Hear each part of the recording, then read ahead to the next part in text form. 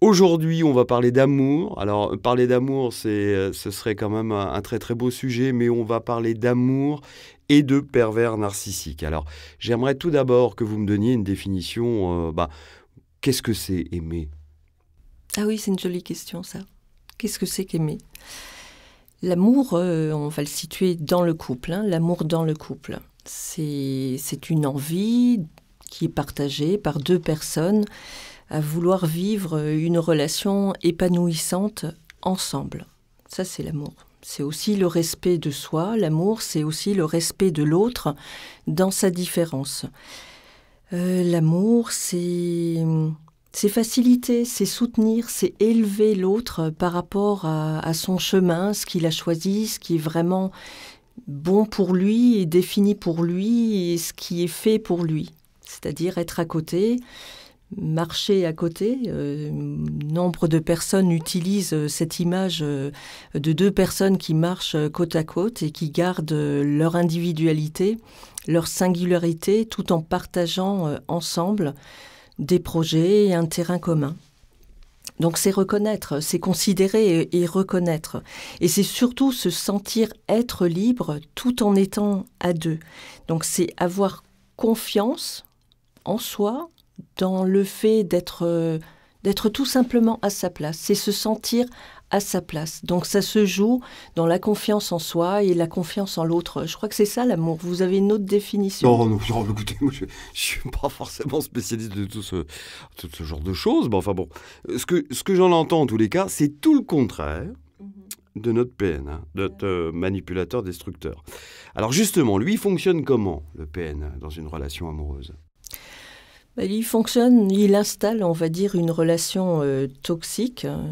Je vais dépeindre face à la définition que je viens de proposer de l'amour dans la relation, ce que pourrait ressembler une relation lorsqu'on est en contact avec un PN. Déjà, un indice, le climat. Il est juste pénible, pénible, stressant Lourd. Et destructeur. Très lourd. Et d'ailleurs, lourd, j'aime bien comme image.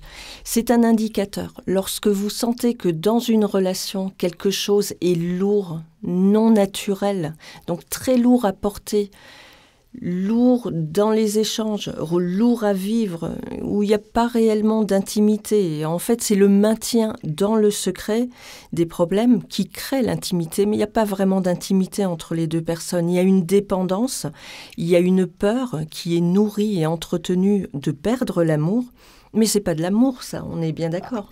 Non, ça ne ressemble pas en tous les cas. Hein. Non, ça y ressemble pas. Et le PN, il est tellement... Il est tellement charmant. Il est tellement charmant parce qu'au début, lorsqu'on rencontre un PN ou une PN, au début, tout est parfait. C'est presque trop parfait. À la limite, la petite voix à l'intérieur de soi peut dire « ça cache quelque chose, là, c'est un peu trop top ».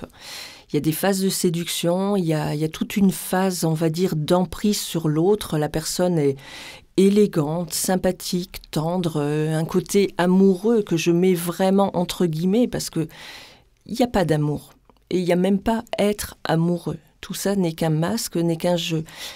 Il y a une sensibilité qui est mise en avant, une certaine forme d'empathie, et je le dis, juste une certaine forme, puisque le PN est complètement dénué de sentiments. Il y a une générosité qui est mise en avant. Bref, l'idéal. Et tout d'un coup, alors ça on l'observe, on va dire dans les 3 mois à peu près. Le PN est capable, on n'a pas minuté au temps précis, mais... Il n'y a pas de date de péremption. Hein. Il est capable, on va dire, de tenir son masque à peu près 3 mois. Et dans les 3 mois, ce qui est déjà très rapide dans une relation, en tout cas trop rapidement, le PN demande une forme d'engagement.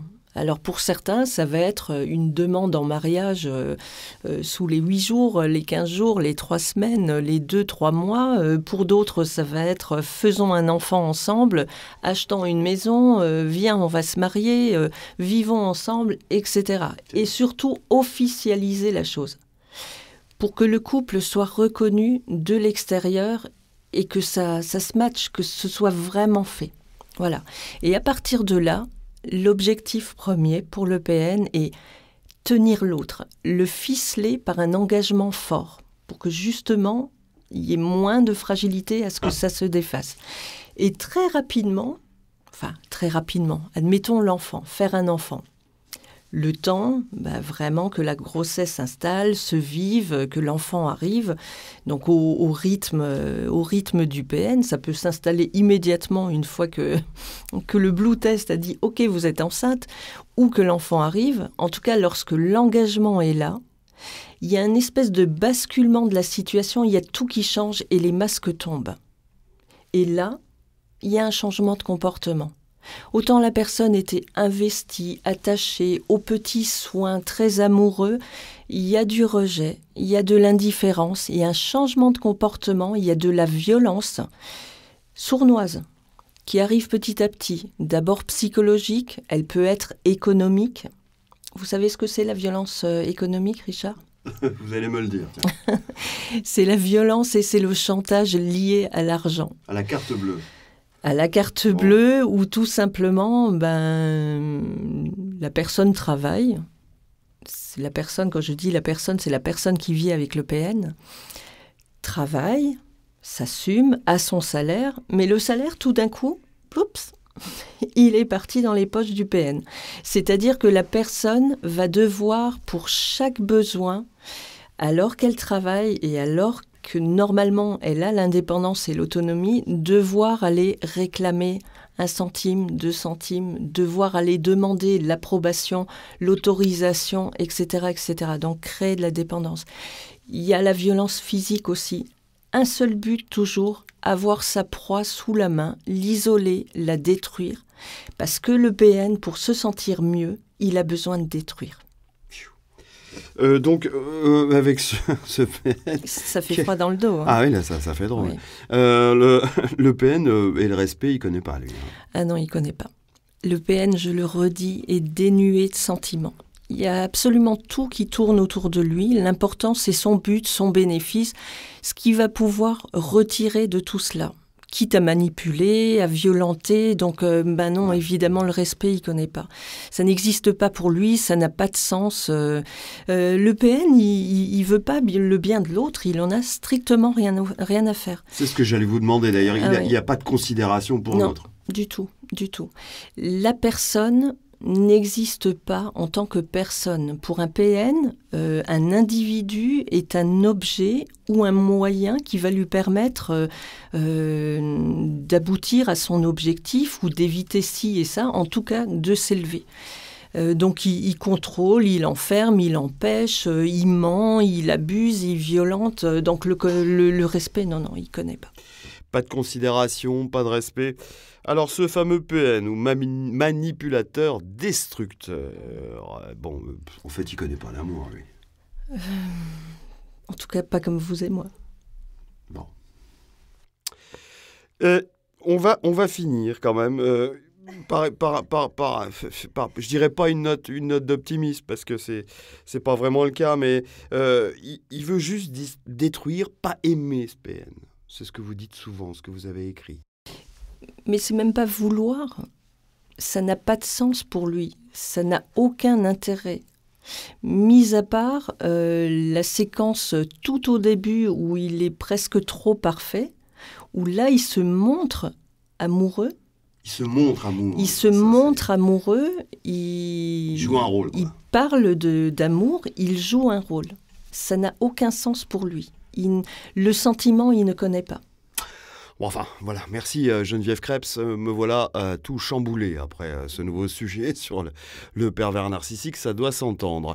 Merci d'avoir suivi Allogène, cette émission qui a mis un peu la lumière sur différents sujets tels que le PN. Je plaisante parce qu'il faut quand même un peu dédramatiser un peu ces choses. Dédramatiser, mais encore, on a une grande pensée pour toutes les personnes qui sont en couple avec ces gens-là.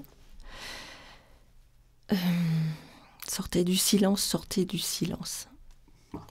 J'espère qu'on aura compris le message. Merci une nouvelle fois Geneviève Krebs.